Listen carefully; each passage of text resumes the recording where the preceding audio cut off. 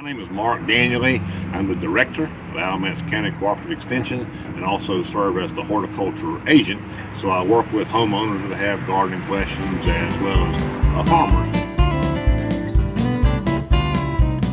Good morning. Good morning. So my name is Mark Daniely. I'm the Alamance County Extension Director and Horticulture Agent. And this morning we're going to talk about gardening. So, we've had some nice weather. I saw tomato plants at some of the garden stores the end of February, which probably wasn't the very best time to plant tomatoes, considering March the 17th was 20 degrees, a little tough on tomato plants, but we're probably at a good time now. So I looked at the long range forecast this morning. I saw nothing below 49 degrees for the next 10 days, so we're probably good to go. So, of course, it's going to rain this weekend, so I won't get anything planted this weekend, but it's going to happen pretty soon. Okay. So then why do you garden? So people have different reasons for gardening. Some of my master gardeners think I'm a little strange because I don't really care for much of the summer vegetables. So I like the cool season crops, but tomatoes and peppers and squash, not so much. So I plant about 100 tomato plants, and I like to grow them and I like to give them away. So I get a sense of accomplishment by growing these things, and I like to give them away, but I don't particularly want to eat them. I made salsa one year and decided after way too much work, I can buy salsa at Walmart for cheaper than I can actually make it. So lots of reasons here, and I just like to grow things. People have different reasons for doing that. Okay, so everybody here has a garden or had a garden. We've got any new gardeners? So this is a little bit confusing, and people will start a garden, and I see this very often riding through the county this time of year. People go out and plant a garden, and this is what they think it is. They got the happy young couple here, and they got some plants, and we're going to garden. But they're not really thinking what happens as you get over toward June, and it rains, and the crabgrass comes on, and you have a garden full of weeds. It's not as much fun. Gardening becomes more like this. It's hot, and it's hard work, and sweaty. But, if you enjoy doing that, and I do, then it's perfectly fine to do that. So this is the way that my grandparents gardened back in the day. They lived on a farm, and they could just have rows and rows of stuff and, share with the neighbors, and that was wonderful. Most of us live in town or don't have much of a yard to do this kind of thing in, so we're gardening on a smaller scale. So this is our garden out in front of the office 4 or 5 years ago, maybe longer. Fairly small garden, pretty neat, looks pretty good. I've got master gardeners to help pull the weeds, which is very, very helpful. But it's very productive. So, we had harvested the lettuce. I think Chris and I had about 40 pounds of lettuce from 2 little beds here in the front. Of course, you can cut it and it'll grow right back, and did really, really well. We've now built some raised planter beds out there and try those and see how they work, and I think they'll work very well. Okay. So as we're talking about gardening, you need to talk about your site and what you have to work with. And I do have a lot of slides this morning, so I'll go pretty fast. So if you have a question along the line somewhere, just raise your hand and slow me down. So sunlight's the key thing. So if you've got a yard and it's all shade, then you're pretty well done. You can't have a garden without a lot of sunlight.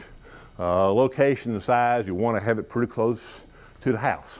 If it's on the back 40 back there somewhere, it's real easy to come home at the end of the day and go, well, I could go to the garden, but I can't really see it. No, we won't go. Soil, you can modify your soil some. We'll talk about irrigation because you will have to water the garden for sure. So we definitely need to have at least 6 hours of full sun. So if you don't have that, you're going to have a real problem growing a garden. You've got to have an adequate amount of sunshine for these things to grow. If you don't have that, you're going to be very limited in your production. So there are some things like potatoes, some of the leafy things you could get by with. So if you had some shade, that would be the things I would try to grow. You won't do quite as well with tomatoes and peppers and squash if you don't have full sun all day long. Okay, then near to the house, near to a water source, that's just, if it's close by, you're more likely to go out there and work in the garden. It's something you really need to do on a daily basis. So you need to go out there and at least look around and sort of see what's going on. If you got a problem, you can fix it. Don't wait and go every 3 or 4 days, but something's may get ahead of you there. And start small. So if you haven't gardened much in the past, don't get over ambitious and plant a big garden that you may not be able to maintain. One of the books says you can do 1,000 square foot garden in a half an hour a day, and that's may be true, but this room is about 1,000 square feet. And I'll tell you that if you go 2 or 3 days and you can't get in the garden because it's rained or you're on vacation or whatever, the weeds will take you over, and it will take you a long time to get the garden back into shape again. So that may be a little bit optimistic. So I say start small and work your way up. Okay. Now, one thing people rarely do is plan the garden. And I got a bunch of handouts over there on the table that we'll go through as we go through the presentation. We'll talk about a lot about planning the garden, because you just can't go out there and just start planting stuff and hope for the best. You need to think about what you're going to plant and where and when. So we like to draw a picture. Chris draws pictures of our garden every year as we're thinking about what we're going to grow out there. So you want to talk about, you know, when you're going to plant this stuff. So you hopefully, just because you saw tomatoes at the garden store the end of February, you would not have planted them then. You would have waited until at least the 1st of April, middle of April, or now to avoid having problems with freeze. Crop rotation is very important. We get calls all the time. People say, I've planted German Johnson tomatoes in the same spot for 15 years, and they just don't do very well. Well, German Johnson tomatoes, being an heirloom type, has no disease resistance. And so a lot of our soil-borne diseases will build up over time and will keep them from doing very well. So you need to put them in a new spot, some new ground where you wouldn't necessarily have those disease problems. You also want to think about harvest time. So I like the cool season crops. I like broccoli very much. And so a few years ago, I'm planting broccoli, and I planted, I don't know, 4 dozen, 5 dozen plants all at one time. So I had the space. I thought, I really like broccoli, not thinking that when broccoli's ready, it's all ready at one time, and it's hard to handle, you know, 4 dozen big heads of broccoli all in the same week or 2. So I learned pretty quickly that for my broccoli, I need to space my plantings out. So I'm gonna plant some, you know, starting probably the middle of August, some 1st of September, some middle of September, space out my crop, so I don't have all those heads of broccoli coming in at the same time. So staggering the plantings is a really good idea to avoid having too much at one time, and also that extends the harvest season too. So instead of having everything right now and then nothing 2 weeks later, you extend the harvest season so you can have a little bit all along. Certainly works out much better. Okay, so you want to think about also how quick these things mature. So we've got some things that mature very quickly, and some things that take a longer time. So that will sort of modify your planting dates. So things that mature fairly quickly, you can plant those more often. Things that take a longer time to mature, you can plant those a little bit further apart in order to have successive harvest, in order not to have too much stuff at one time. And unless you're really good at canning and freezing, or if you've got a lot of people to give the stuff to, you need to think about staggering out the harvest. That works very well for these kinds of things. Okay, so you should have a copy of this planting guide there. So it's going to give you some dates as to when you can plant our crops for this spring. And there's a window there. And that's a very good publication there. Another publication that you'll find, there's a White Quarles planting guide. So if you go to like Mebane Shrubbery, Grain Feed and Seed Farm Services, they'll usually have this planting guide, and it could be different colors, but there's one of those. What I like about their planting guide better than the one from NC State, this one gives you distance between plants. That's good information. The Wyatt Quarles one gives you distance between rows. So we're trying to do intensive gardening, trying to get as much as we can in a small space. So good information here is to how close can you put your rows together. Instead of just having a single row and a wide aisle and another single row and a wide aisle, you can put 2 or 3 rows together of some of our plants and then have an aisle, so you're getting more in a smaller space. So this is a real good publication. Even with this though, I have a hard time going through here and trying to decide what I want to plant when. And so Chris made me a different kind of document here with colors, and I can see this a whole lot better than trying to read through it. You should have a copy of this as well. And so you can kind of look here, and so for our early spring crops, you know, March and early April, there's probably 12 or 14 different things that we could have planted then. But had no problem. As we get into now, end of April, first part of May, then we start talking about warm season crops. So there's 12 or 14 there we could plant. The good news is here, we can garden 12 months out of the year. You can have something in the garden all the time that you could harvest without any trouble at all. It does make it complicated though in the planting part. So if you plant potatoes, say in the 1st of March, we won't harvest those until 1st of July. So that space in the garden has already been taken. So when it comes time to start planting tomatoes, you've already lost that spot. So you've got to think about not only what you're going to plant for this season, but what comes next season. And then you've got the fall crops that go in August. So you've got to think then, so well, I don't like tomatoes, my wife does. So by the 1st of August, it's time in my mind to start pulling tomato plants up and planting my broccoli. So we had this conversation every year about how many tomato plants I can pull up to plant my broccoli. So there's a little compromise there, but you always got to be thinking ahead as to what you're going to plant now, when will that be harvested, when can you start the next crop, if you in fact wanted to go through a 12-month season, and we could very well. But that's, yes? Where can you get the Wyatt Quarles table? Can you get it at places that sell? Right, so Mebane Shrubbery Farm Services, Grain Feed and Seed.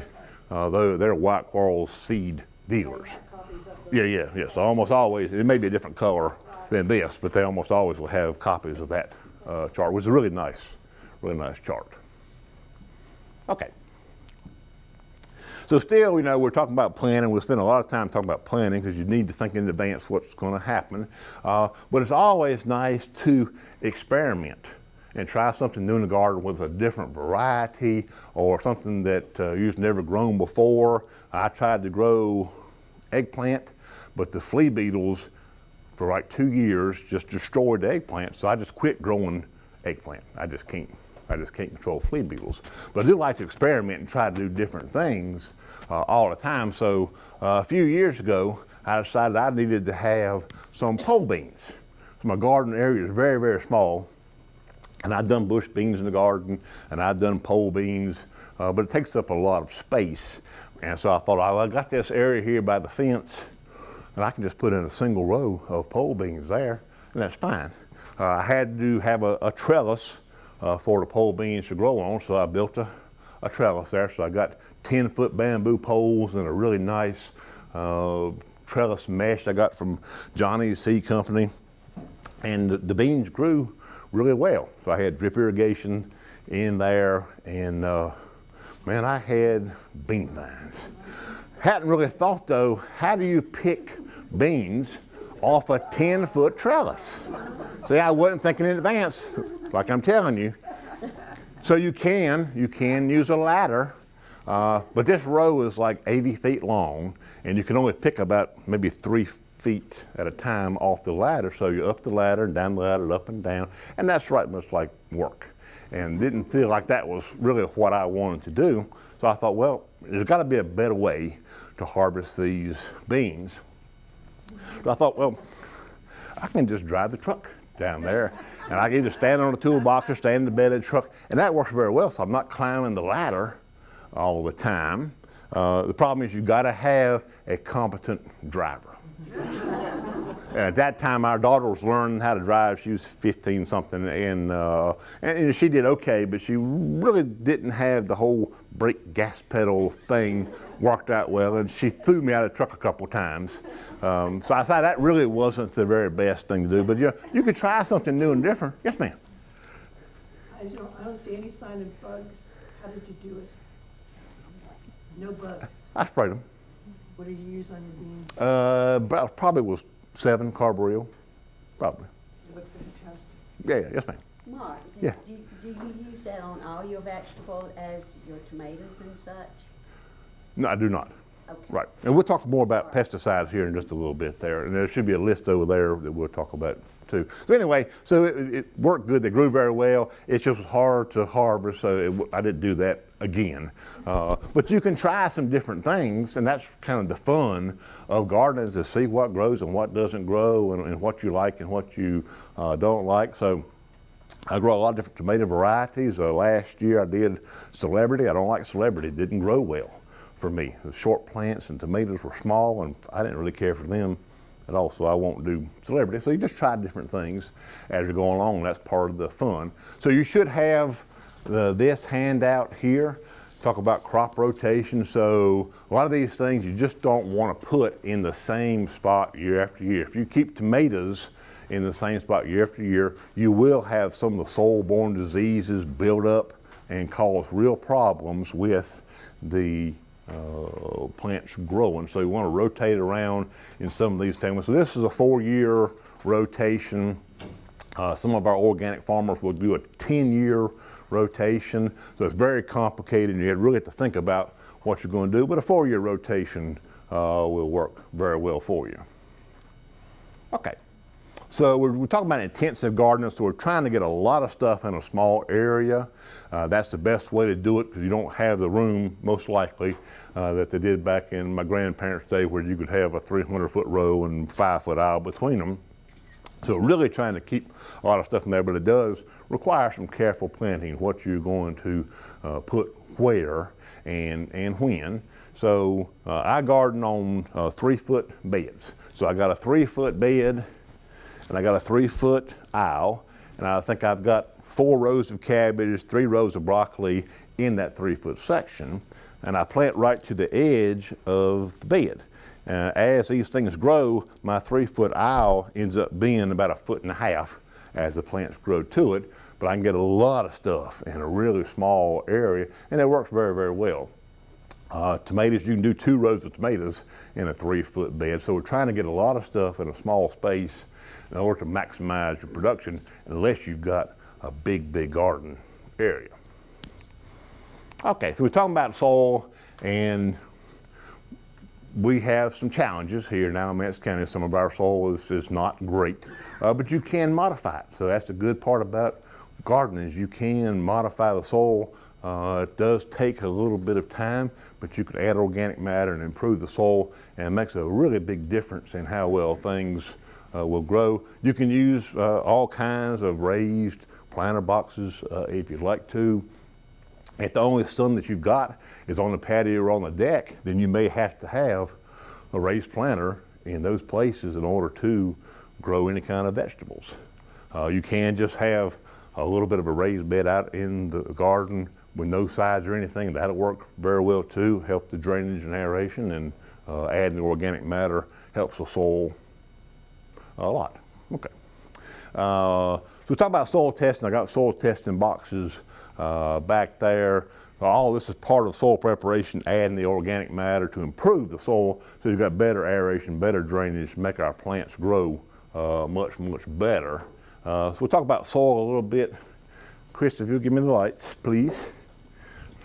So I've got some of, our nice Alamance County topsoil here, and if you've got red soil, that's not bad. I mean, we've got some soil, some gray and yellow clays that are really, really bad, but this is really not bad soil if it's worked properly. What we want to do is we want to take either what's called a pine bark fines or leaf compost that you can make yourself. You mix that in with the clay, and you can end up with a really nice, loose soil. I know that's kind of hard to see, that you can dig in with your fingers, and it's not mattock and, you know, shovel kind of planting there. And this is something you can do in a very short period of time. So this is not a long process. You'll add an organic matter to the clay, and you can do this in a couple hours or a day, depending on how big your garden spot is. Okay, Chris. So we can make the red soil very productive. It's not a problem. We don't want to guess, because people call all the time and they want to know, well, how much or what kind of fertilizer or how much lime to use. And so what we'd say is don't guess. You can get a soil sample. The soil samples are free now, so from April 1st through Thanksgiving, the soil tests are free, and you can find out exactly what the soil needs rather than trying to guess at it and not have good results. Your report will come back like this. It's going to tell you how much lime you need per 1,000 square feet. It's going to tell you how much fertilizer you need per 1,000 square feet. There's a handout over there that's fertilizer conversions.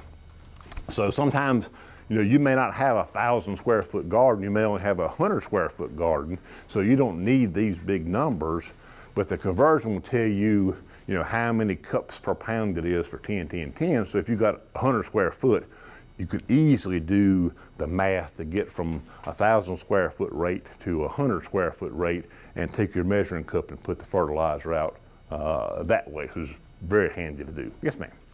If you're doing raised beds, do you need to do a soil sample from each bed? Probably so. It depends on, if it's all the same kind of soil and you've grown the same kind of things in there, you might could take some from each bed and make one sample, and you'd probably be pretty close. But if you want to sample them separately, then you certainly could do that too.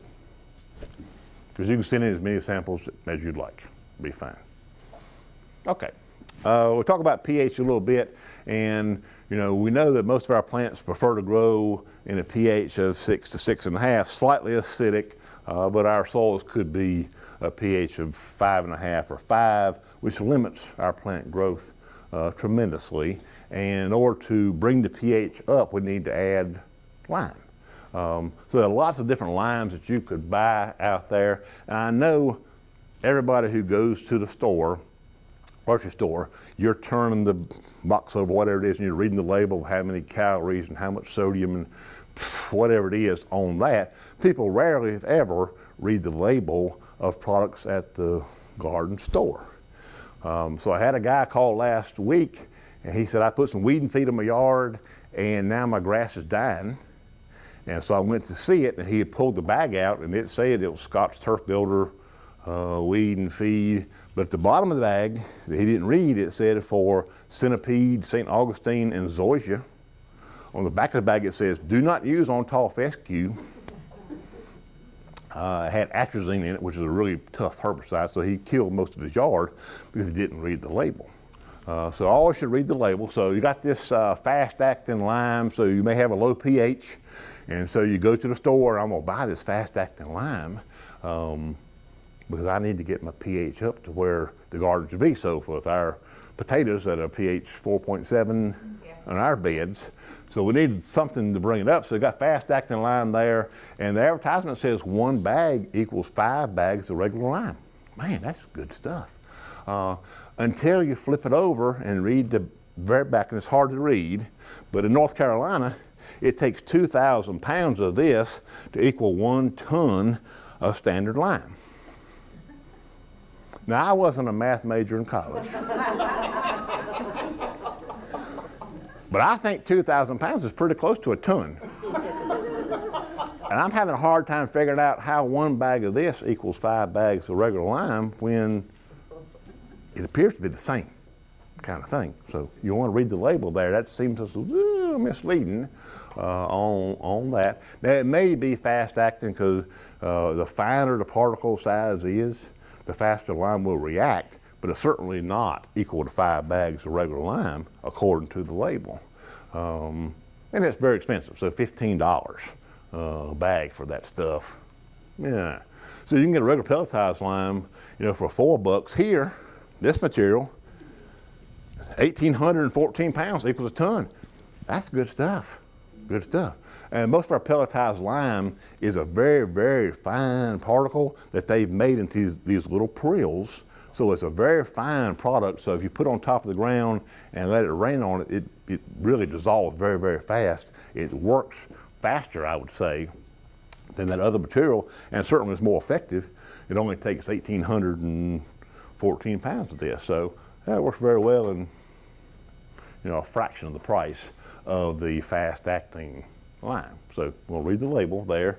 Then you got the regular just pulverized lime. It's even a little bit cheaper, 1,844 pounds. So again, more effective product and cheaper. So you still have to read the label to see some of these things are a little bit misleading. So if you got to correct the pH, the pellet lime or the pulverized lime is going to be a better bet for you than this fast-acting lime, which is not really as equal to 5 bags.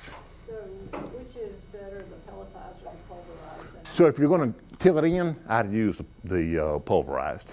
If you're going to put it on top of the ground, the pellet is better. So you can use a pellet on the garden, but you want to put it out a couple of days, or at least before it rains, and let it rain on it and kind of dissolve the pellets before you till it in. I mean, you can till in the pellets, but then they don't dissolve quite as well. Oops, watch out. Okay, so we'll talk about fertilizer, and everybody should understand that when you see the analysis on the bag, 10, 10, 10, it's 10% nitrogen, 10% phosphorus, 10% potassium.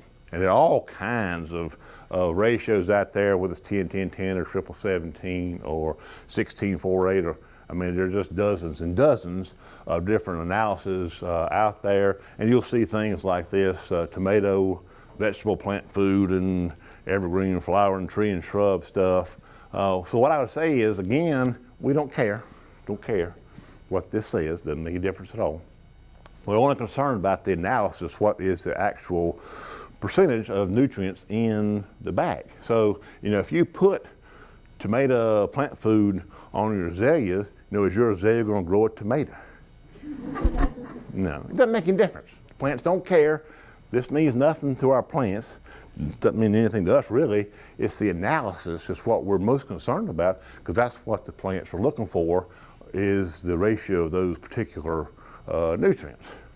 I know you've seen these things at the store, and I see people, you know, buy their tomatoes and buy tomato tone, and they're going to put that on the garden.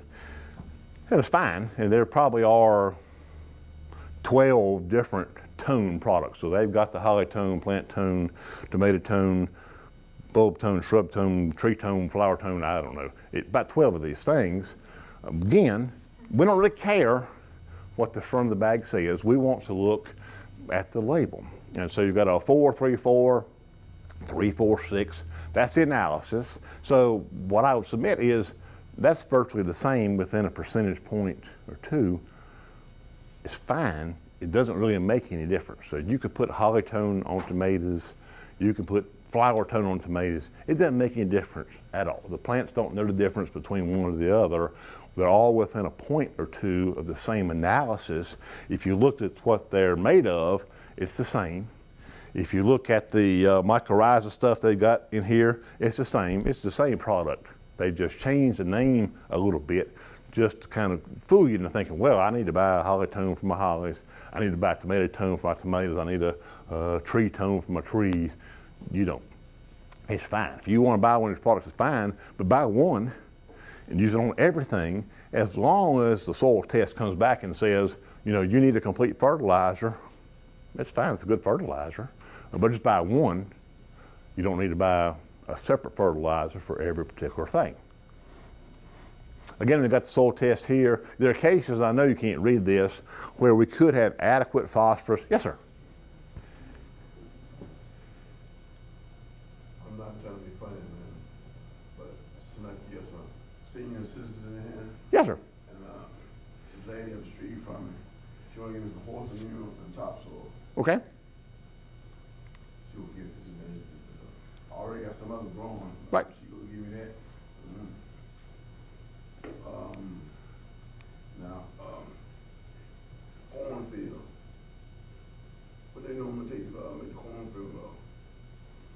Well, it depends. A lot of times they use just 10, 10, 10 on corn. It depends on what their soil test is. Okay, say like a outhouse. And behind the outhouse is a cornfield. But back in the day, they probably emptied the outhouse in the cornfield. Back in the day. We don't do that anymore. I'm saying. But they used to, definitely. And I will talk about manure here in just a little bit. So there's some, pardon? So there are some good uses of manure and some that aren't so good. That's like fishing. What's that? Where you can't fish in the pond and the water contaminated. What is it? It could be E. coli or salmonella, No, it's something called mercury. Murphy. Yeah, he might be right. Murphy. Yeah. That's not necessarily a problem for us around here. So ours would be more of an E. coli, salmonella kind of thing than it would be a mercury thing. Another question, sir. How do you make an okra, say, come up to a certain height? Then I'm just asking. Already young. Right. You just want to. So you're saying it gets too tall? No. I want to get it right. Right. How do you start off? Say like you put a seed or Seed. seed for, Right. for the okra. Right. Yes, sir. Yes, sir. Absolutely. Everybody don't like okra. But I'm just saying. Right. Yeah. I don't care for it, but some people do. So what I would tell you here on this soil test, so we have adequate phosphorus, adequate potassium. We only need nitrogen for this particular soil, so that could happen. So if you've used a complete fertilizer for a number of years, your soil test may come back like this, where you only need a nitrogen source. And you would not need a complete fertilizer like a 10-10-10 or tomato tone. You could get by with straight nitrogen. So there are straight nitrogen sources that you could buy that would be much cheaper than a complete fertilizer. Yes, ma'am. When you send the soil test in, how long does it take for them to get the results? It depends. 2 or 3 weeks usually. So what I would say, if you're in a hurry to get it back, then you can get the boxes from us, and we actually have a mail-in box. You can mail it yourself. So we will take samples down to Raleigh, but we just take them when we go. So there are occasions where soil samples will sit here for 2 or 3 weeks before they go to Raleigh, and then it's 2 or 3 weeks to be tested. So if you're in a hurry, the thing to do is get the boxes and go ahead and mail it yourself rather than waiting for us to go to Raleigh, because we don't go that often. Yes, ma'am. Is it okay to use ashes from grills to put in your garden? Would it help or? You probably could. I'm not familiar with those kind of ashes, but I know wood ash you can use. So wood ash has a Lyman equivalent, so it will raise the pH. Wood ash will add some potassium in there too, but there's a limit. So I think you can only do, and I forget exactly, but maybe 20 pounds of ash per year per 1,000 square feet. So I've had some people who put the wood ash out of the stove out there a lot and have pushed their pH up way above 7. So you can, but you got to be kind of careful how much wood ash you use. Yes, sir. Continuing on with this, out of the ordinary, I have a fish tank that I change the water, and my problem is that it's always high in the nitrates. Can I take that water and put it in my garden? I would think so. I would think so. I'd pour it on the soil. I wouldn't pour it on top of the plants, because there could be some food safety concerns if you pour it right directly on the green beans and then try to eat the green beans that day. But if you pour it on the soil, then I think it would not be a problem. Yes, sir. So I'm backing up. Say like you have tomato plants in an open field, and what's the lime or you get it from the hardware lime? You can put around your tomato plants to make them shoot up more, or is it something else you can use? All remedies that don't cost too much. Some people can't afford to grow like what you showed on the drawing right there. And I'm just wondering that it was something my sister used last year to make her tomato plants and peppers and all that. Yeah, usually the powdered lime and the 10-10-10 work about as well as anything, and they're fairly reasonably priced for gardening. I don't know if there's anything you could do any cheaper, any kind of home remedy stuff that would be as effective. I might be out of the way. What about Epsom salt? Well, people do use Epsom salts. That's a magnesium sulfate, mostly for the sulfur.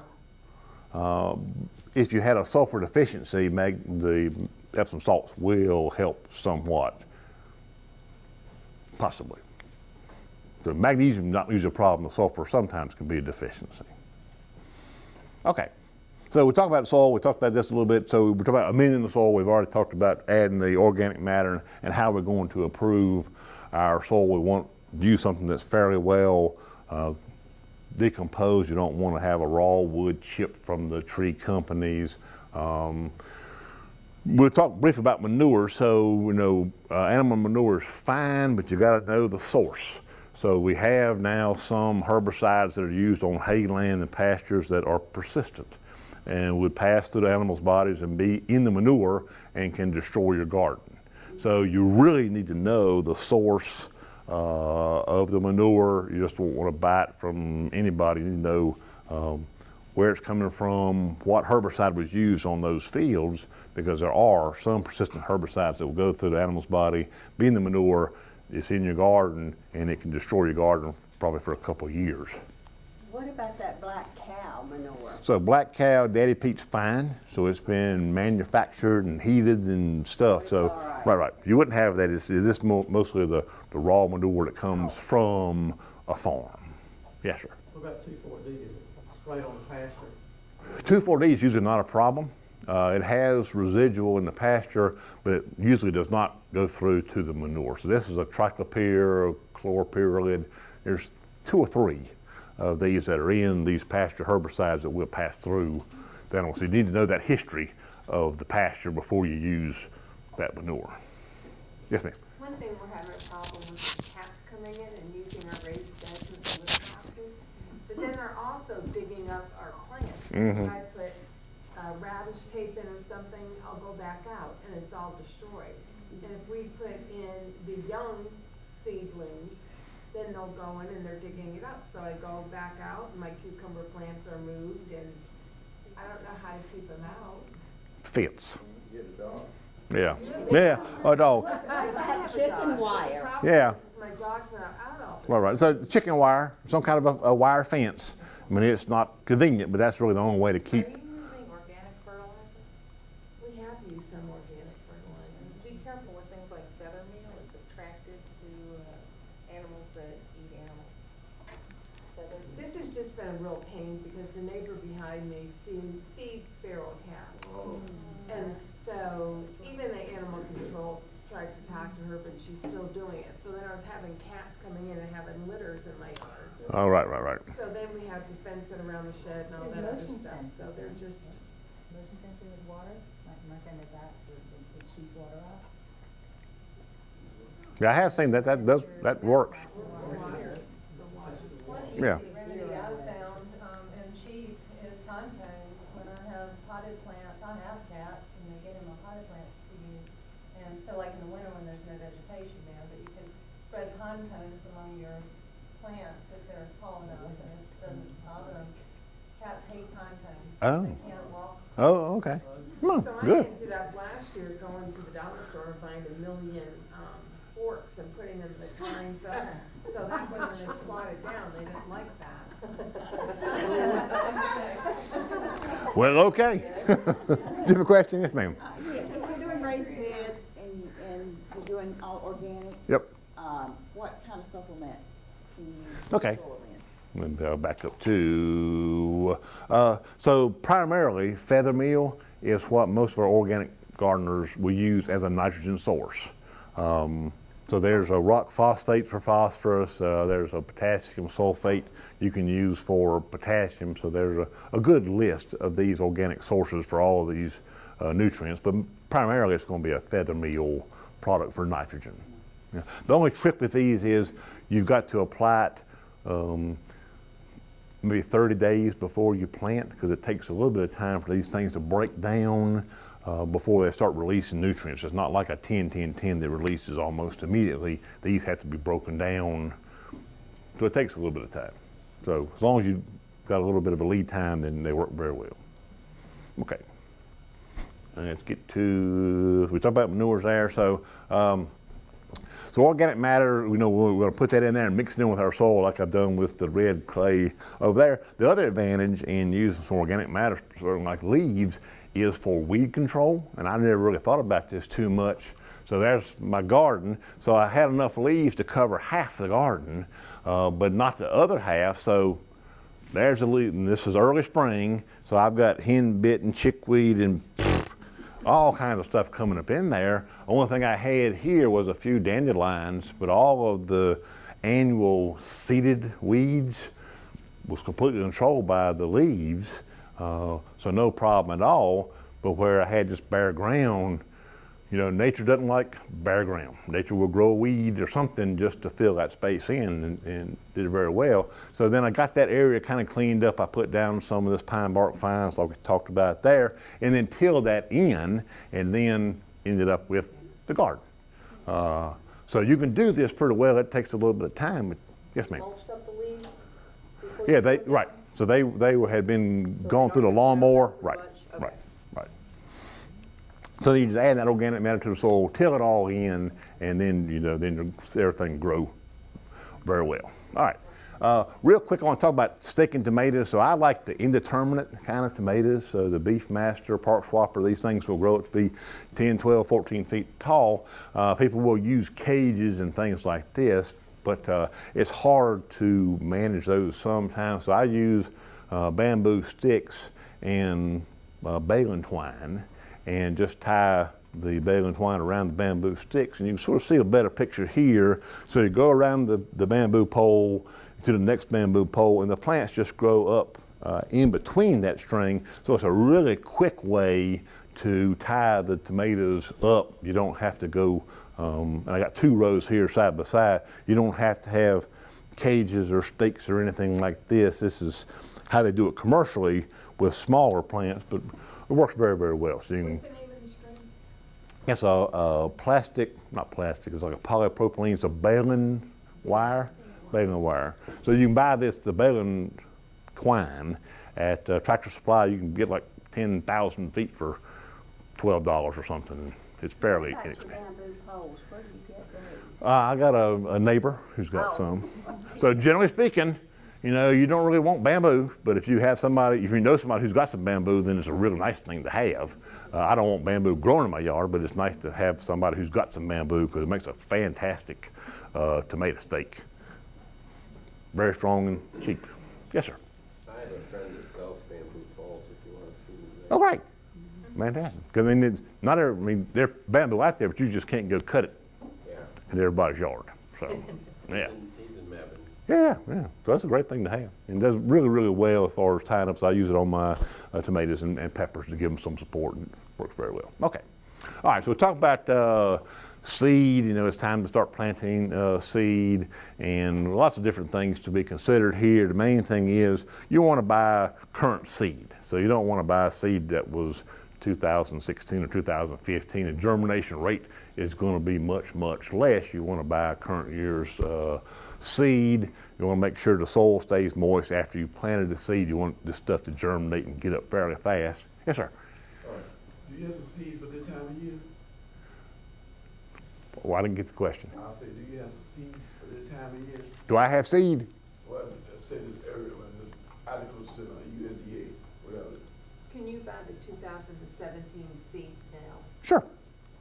So no, we don't have seed here. You have to get those at the garden store, the Tractor Supply, Mebane Feed, Mebane Shrubbery, whatever, one of those places like that. Okay, so we want to keep the soil moist, get the seed to go ahead and germinate up pretty fast. We do try and look for hybrids.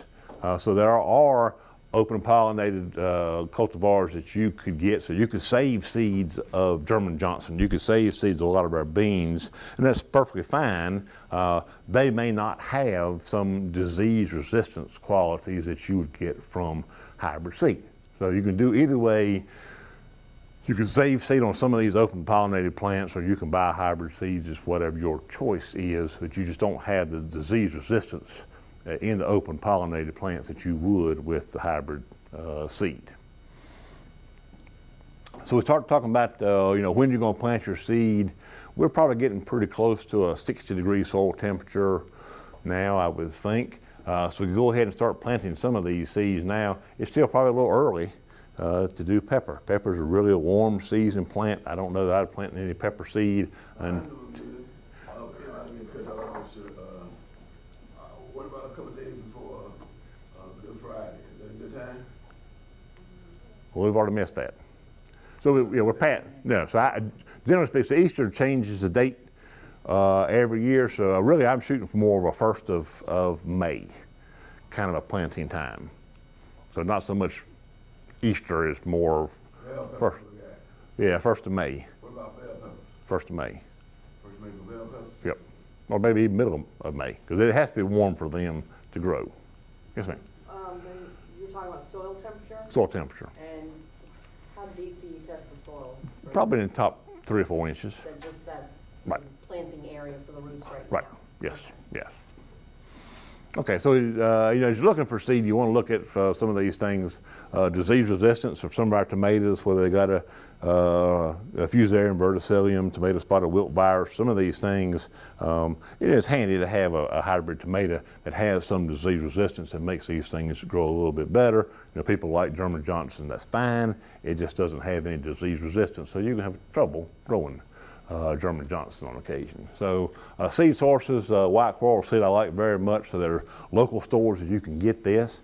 I buy a lot of seed from Johnny's. Johnny's has good seed, a lot of different varieties that you wouldn't find locally at the white quarrels store. So any of these people are reputable. You could buy a decent seed from them. It's just a matter of where you wanted to shop.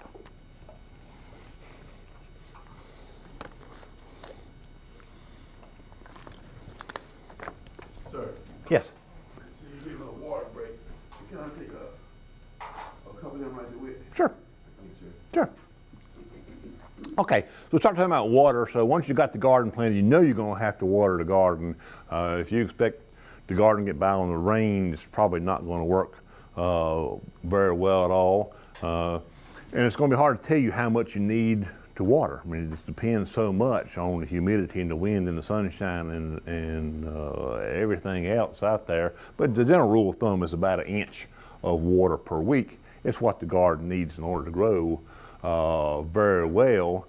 So that equals to about 625 gallons over 1,000 square feet. So it's a fair amount of water that the garden requires. And as we get into July and August, we may have to go up to 2 inches per week, on our tomatoes and things if it's really hot and dry.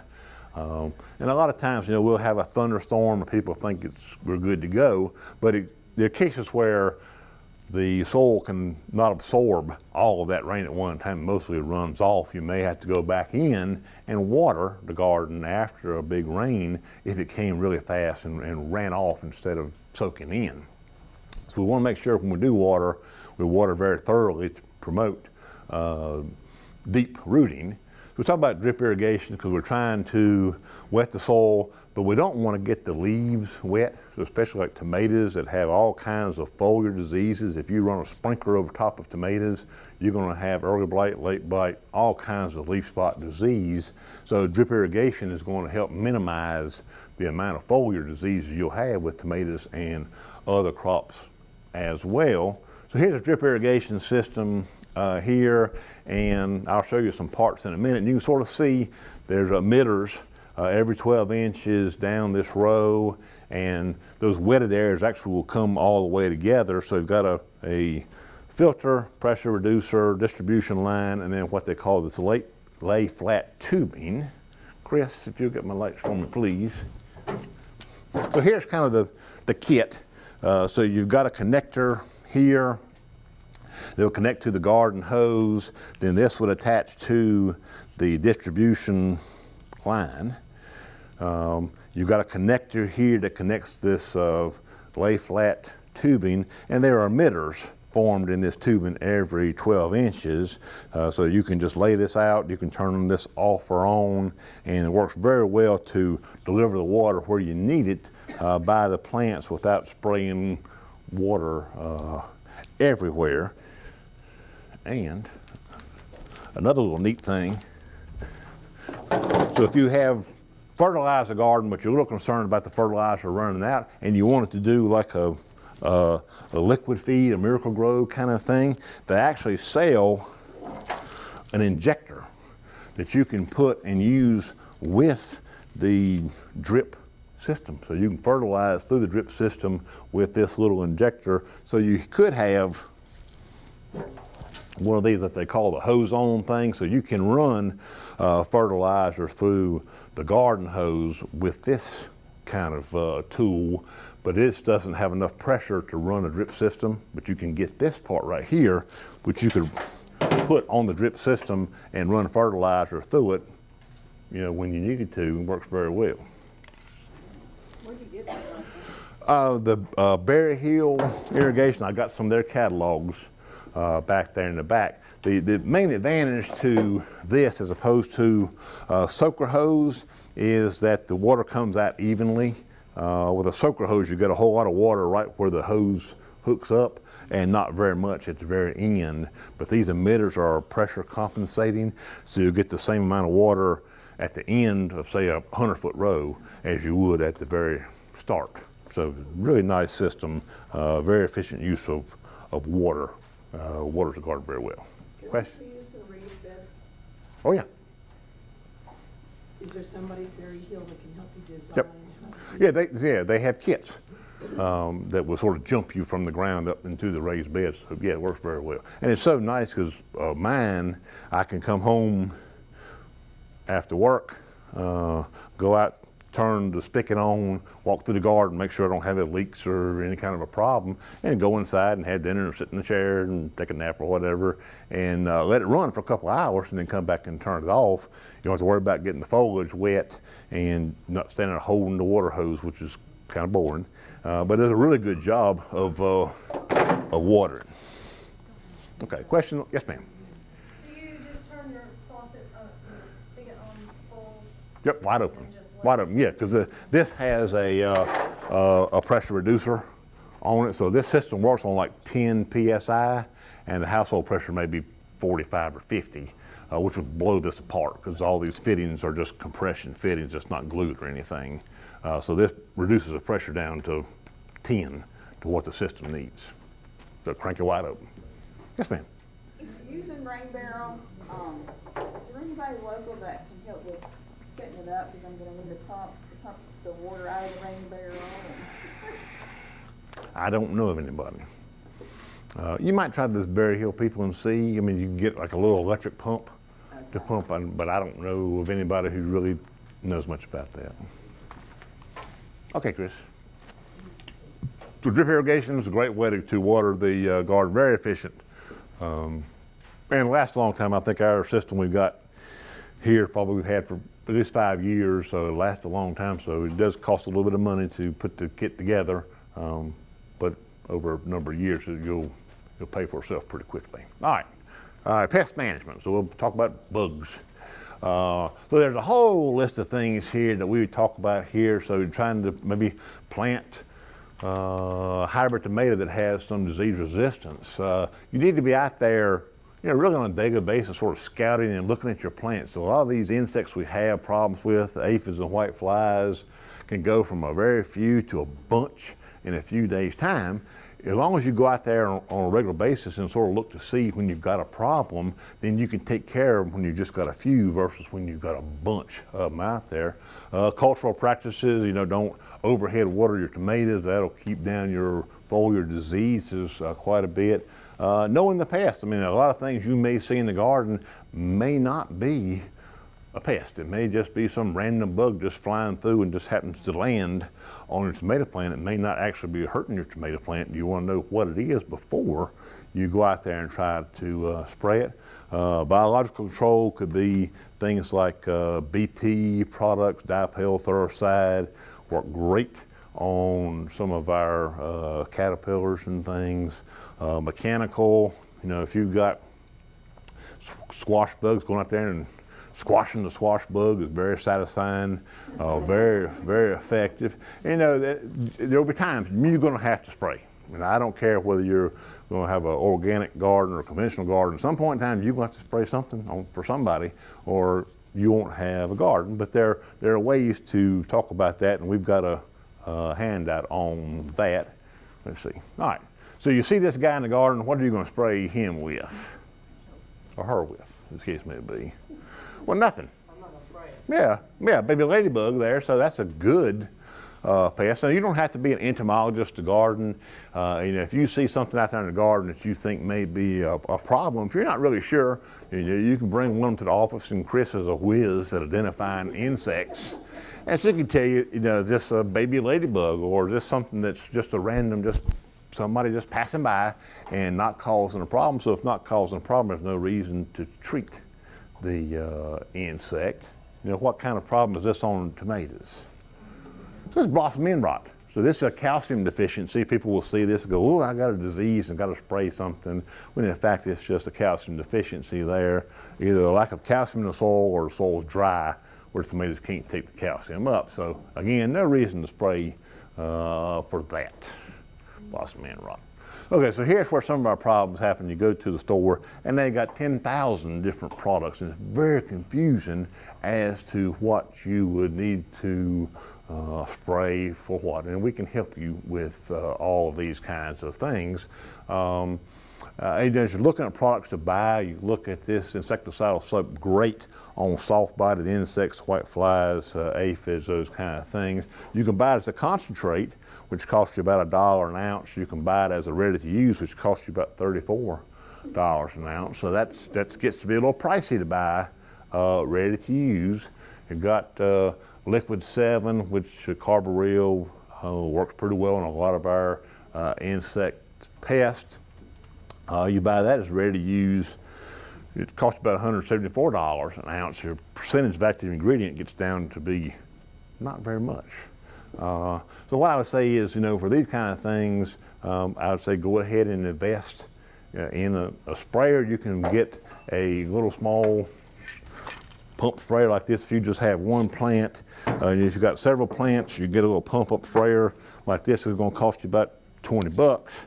If you've got much of a garden at all, then I would recommend getting a backpack sprayer. Now this will cost you just $65 or $70, but the good part is you can pump and spray at the same time. So you don't have to be putting this thing down and picking it back up all the time.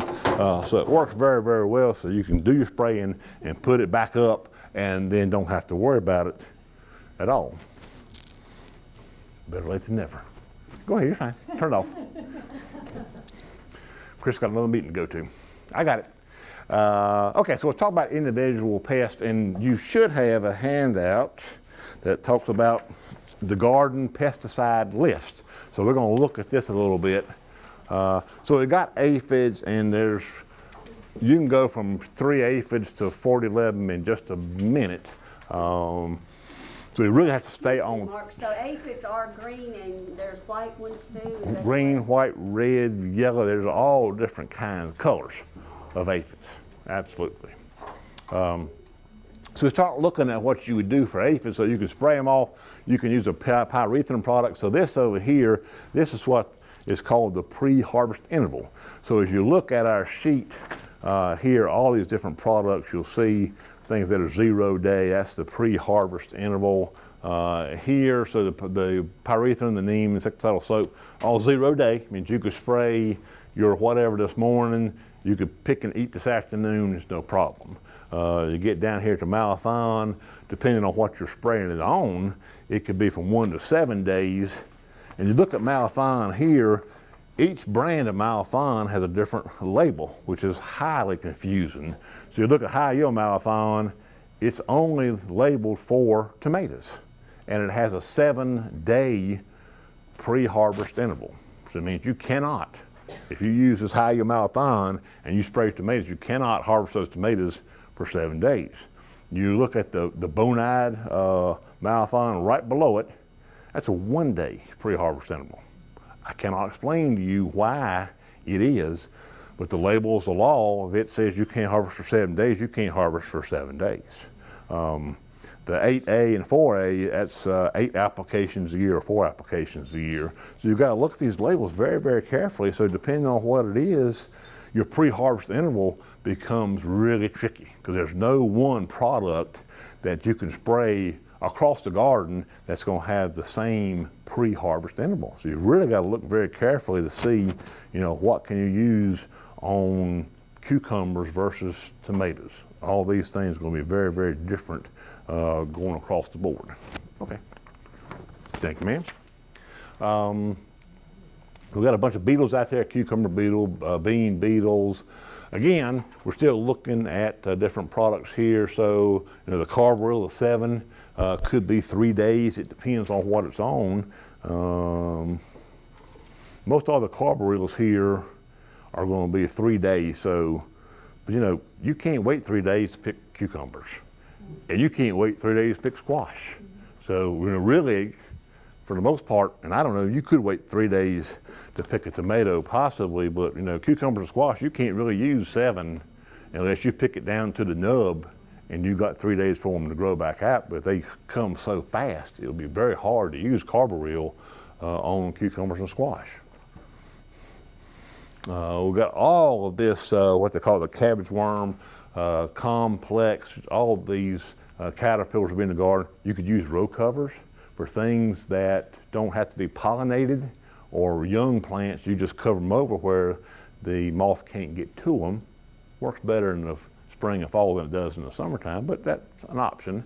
Beyond that, the BT products, dipel thuricide, work great on the caterpillars. As you get into some other things, then your pre-harvest interval gets further and further down the road. But the BT things work very, very well, and that's what I prefer to use on all of my caterpillars. Squash vine borer, squash bugs. Squash vine borer, this is the adult. This is the only insect that I recommend using preventative sprays. So everything else, I'm gonna say wait until you see squash bugs before you treat. Squash vine borer, well, I do a preventative spray because once this caterpillar gets inside the vine, then you're sunk. There's nothing you can do to control it inside the vine. You have to spray preventatively to keep the adult from laying the eggs on the stem and getting that caterpillar inside the vine. Everything else, you can wait till you see them, take care of them. Squash vine borer, you can't wait. Yes, ma'am. Which one bores into the fruit? Into the squash itself, or the cucumber? It probably is a pickle worm. Pickle worm, yeah. How big is that squash vine? It probably is going to be like a wasp size, but it's broader, but lengthwise probably like a paper wasp, lengthwise. But it's a huskier insect, broader. What do you recommend using as a preventer? The pyrethrins will work well, and the permethrins work well. So there's a pretty good for almost everything anyway, so it would be advantageous to kind of do when you see some of the little guys, the squash guys, and just Right. go ahead and. Right. So you see on your sheet here the permethrin is not labeled for beans, but it's labeled for cucumbers, peppers, squash, tomatoes, and for most of these it's a 0 day. So it's fairly effective, but then it doesn't, so you can spray the permethrin like the Bonite 8, you can spray that this morning and still harvest your squash that afternoon. So it doesn't limit your harvest like some of these other things where you've got a 3-day pre-harvest interval. So, but it's still, you look at the list, but you got to look at the label very carefully when you buy these things because it's very highly misleading. Just because you see a product that has got a tomato on it doesn't mean it's going to be good for everything in the garden. It may only be labeled for tomatoes because some of this stuff is not labeled across the board. It's only labeled for 1 or 2, garden crops. Spider mites could be a big problem on snap beans. Again, we're starting with the softer stuff that has the shorter pre-harvest interval moving down to the malathion and bifenthrin there, you know, that may not be a problem. I mean, you can tell pretty much when you're going to pick your beans, and you've got several days there to do that, so you might could use these products, but still just have to look at, you know, what the product is and what is the pre-harvest interval, because that can be a problem. So like the permethrin that I like to use has no label for beans, so I cannot use it on beans. I got to spray something different on my beans than I do for the rest of the garden. So it does become trickier to figure out what you're going to do and when. Stink bugs, got a lot of stink bugs out there. It's the kind of damage you'll see on tomatoes. So they're piercing, sucking mouth parts, and they stick it into the tomato and make these cloudy spots in there. Once you cut the tomato open, it's got kind of a white looking flesh there. It's not very attractive at all. Again, there's lots of things that you can control them with, but you're looking for the pre-harvest interval. You know, can this work for tomatoes? And for the most part, you know, you probably can do a 3-day product on tomatoes. Probably couldn't do a 7, but read the label, because every label is different. All these products are not the same, so that's what's effective. You got to look at the pre-harvest interval and what it's labeled for. Got thrips here, so thrips spread this spotted wilt virus. Again, there's lots of things you could spray for the thrips. We're starting off with the soaps and the spinosad products there, and then you can move up into a carbaryl on some occasions. So again, it's quite complicated. You really got to look at the labels, and that's why I made this list. I'm looking at all these labels and trying to figure out what can I use in my garden. I don't want to buy 4 different things to spray my garden. I'm trying to, you know, ideally have one insecticide I can use, because I don't want to have to deal with all this different stuff, but you can't. I got to have at least 2 things to cover the beans and the rest of the crop. So it can be very, very complicated. All right. So what's worse than finding a worm in a tomato? Half a worm. Absolutely. So the good news is, you know, this tomato fruit worm, they're big and they're slow and they're easy to see, and you can pick them off and squish them real easy and very satisfying. So you don't necessarily have to worry about spraying them particularly. If you see one like this, it has these little white things on them. Those are eggs of a parasitic wasp. So this is one you just leave alone. These eggs are going to hatch. Those little wasp larvae will get in there and kill that caterpillar and have more parasitic wasps. So this is a good thing. If you see that in the garden, that's good. You just leave him alone. Don't kill them. Do not. No. This is a good. This is good. So this is one you just leave alone. You kill the rest of them, but once they have been parasitized, then that's something you would leave alone. Let those hatch out and be more parasitic wasps. They'll get more of those caterpillars. So What's that thingy up on the upper left? What kind of worm is that? Tomato fruit worm. So they could be different colors. They're not always green. They could be a brown. Most likely.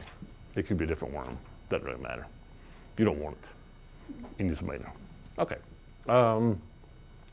You know, you pick them off and squeeze them. I like that very much, and then you just move into other things here. But you got still, again, we're still looking at pre-harvest interval. That's what we got this sheet to see, you know, how long it's going to be before you can harvest after you have sprayed. So it can be tricky. All right, white flies, again, you see they're going to create this kind of damage, and as they're sucking on the tomato, you don't really want much of that. Again, there's still more products that you can use there. We move into tomatoes and diseases. So tomatoes, it's amazing we ever get a tomato with how many diseases that they've got. Dozens and dozens of foliar and root diseases on these. So early blight is very, very common, fairly easily controlled. You want to keep the foliage dry as best you can. Powdery mildew, again, we get that a lot on our squash. Rust on beans. A lot of diseases here, and it depends on what the crop is. So mancozeb is very effective on early blight on tomatoes, but mancozeb has a 5-day pre-harvest interval. So you can use mancozeb early season for tomatoes, but you can't really use it you know, as you start to harvest, because you can't really wait 5 days, where the chlorothalonil is a 0-day pre-harvest interval. So still, again, it takes some research and thinking about what the pre-harvest interval is, how effective the product is, and how can that work into your management system so you don't end up using something like the mancozeb, which is great on early blight, but then you can't harvest your tomatoes for 5 days. That's going to be an issue. Ta-da. Okay, all right. So a lot of stuff really, really quick. There is a more complete home vegetable garden guide that you can find on the web. I did not print these because it's 24 pages.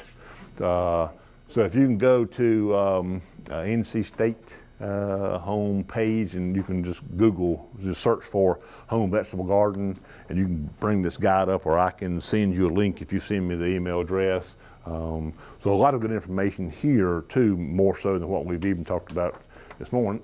I forgot to talk about planting seeds, but real quick.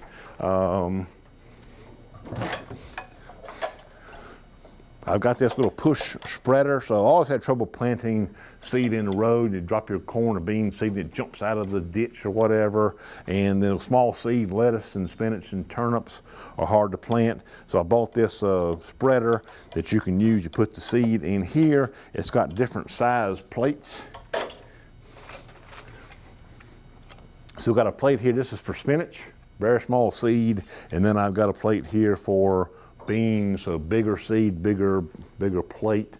So you can just lay out the rows instead of trying to broadcast seed like the spinach and lettuce and turnips by hand, which is very hard to do. You actually can put this out in rows with this push spreader, and it works very, very well. Okay, I think that's it. Questions? If Yeah. you're starting your seeds in greenhouse or somewhere inside and putting them out, how do you know when they're ready and strong enough to go out into the garden? Well, so what you need to do is harden them off some. So you wouldn't want to go from the greenhouse to the house straight outside. So normally, and plant them. What I normally do is say take them outside during the day and let them get some sun or let them get some wind and kind of get toughened up. And then it may take a week or so before we actually plant them in the garden. So about a week of a little in it, Right, inside and outside. right. And now you can leave them out overnight. I mean, earlier when it got down to say less than 45, you wouldn't want them outside, the warm season stuff. But now that we're probably 50 and above, you probably can leave them out overnight and let the wind blow them around a little bit. During the day, should they be in direct sun or in I probably would do like a little bit of shade. Yeah, if you're going from the house outside, I wouldn't put them in direct sun. If you had like a filtered sun would be better, and then give them a few days of that and then move them out to the sun after a while.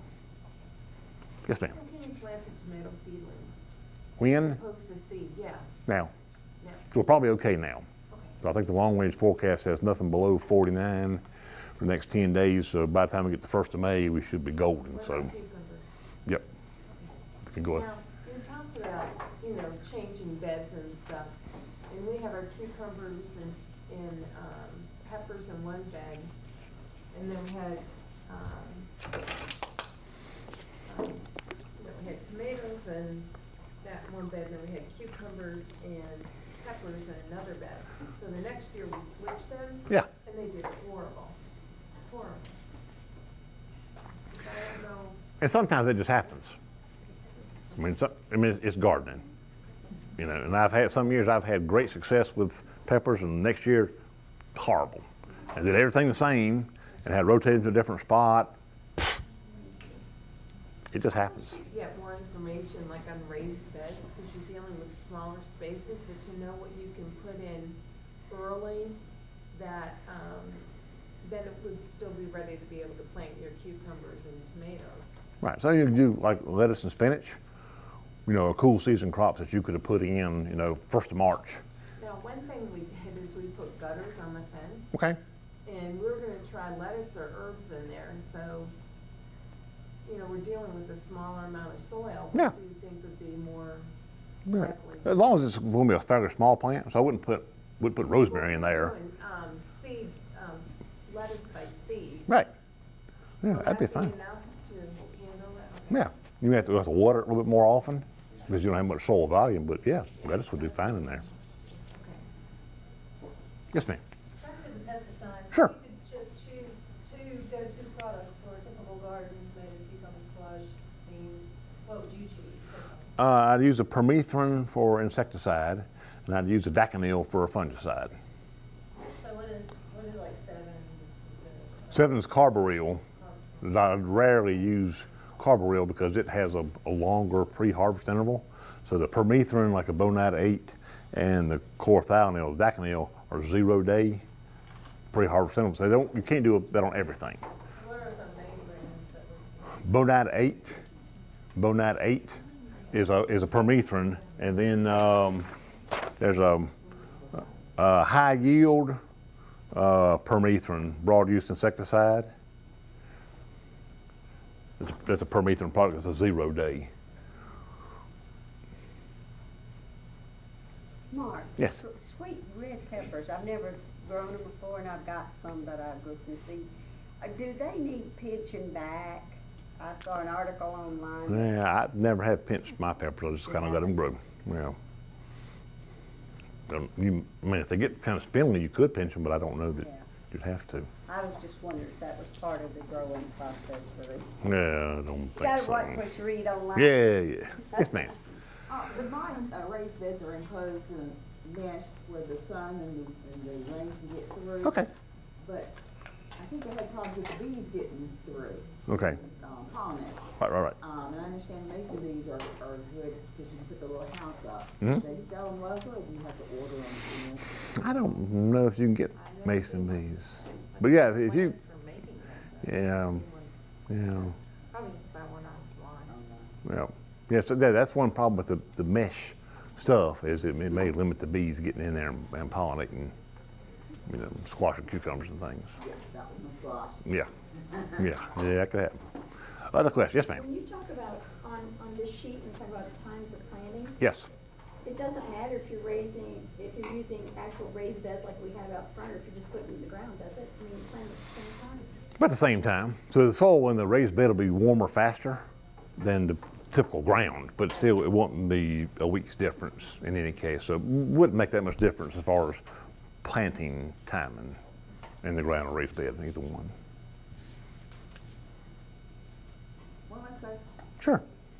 For your raised bed, if you just want to aerate the soil, have a supplement to aerate the soil, and you want to, and your garden is organic, what material can I get? Do they sell like the crushed bark in an organic, or? Yes. Yep. That would be perfectly fine. Yeah, so you could get that, anything that's sold in a bag as topsoil or soil conditioner almost always is going to be a pine bark product. And I would consider those organic, and basically they strip the tree and they grind it up. So there's no chemical process involved in doing it. It's all mechanical grinding. So it wouldn't be necessarily labeled organic, but it would be, for all intents and purposes, organic product. Pine fines from Mountain Shrubbery? Yeah. But anything, so whether you buy it bulk, you get it from them. But if you anything in the bag that said topsoil or soil conditioner would almost certainly be a pine bark product that you could use. Works very well for loosening the soil up. I meant to bring, so if you have questions later on, I meant to bring some cards in. I didn't do that, but there's some little bookmarks out in the hall that have all of our email addresses on it. So if you have a question going forward, you want to call or email me or Chris about gardening or whatever, we'll be glad to answer your questions. Okay, thank you very much. We have gardening classes, usually about 2 per month. So I think Green Thursday's class schedule, all different kinds of gardening topics. We've done pruning, we'll have a class on vegetable gardening, we'll have a class on birds, we have a rain garden class, drought tolerant plants, fall lawn care. It's quite a long list of gardening classes we provide to the public to give them a better understanding of different gardening topics. All our classes are free, and they're held at 10 o'clock on Thursday morning here in the Ag Building.